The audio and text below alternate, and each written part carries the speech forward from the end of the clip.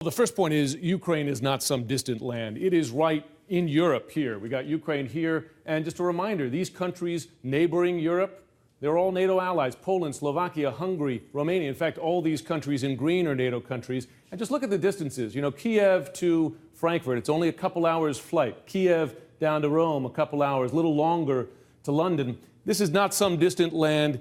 To have this kind of division, violent division right in the middle of Europe, causes instability. It's a real worry to all these countries and to the U.S. because we're so close to them. Why does Russia care? Let's look at this next map. We've heard a lot about Sevastopol. This is the Black Sea Fleet for the Russians. It's their only warm water port. All their ports up here in wintertime, often not accessible. And this one here is so key because it gives them access to the Mediterranean and then out to the Atlantic here.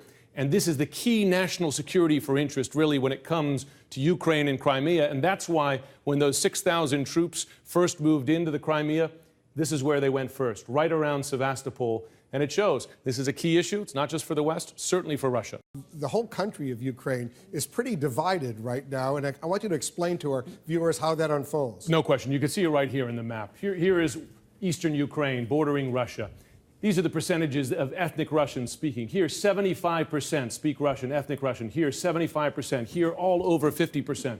Once you get into the western part of Ukraine, bordering, remember, these NATO allies here, here, and here, we're looking at only 5% ethnic Russian up here in the western parts of Ukraine. And that is also reflected in the pull between East and West. Many people here feel the pull towards Russia, deep cultural, historic ties, language ties. Many here feel the pull towards the EU and the West. And we've seen that reflected in their elections as well. In 2010, when voters went to the polls, this part of the country voted for the pro-Russian candidate, Viktor Yanukovych. This part of the country voted for the pro-European candidate, Yulia Tymoshenko, who until a week ago was in prison.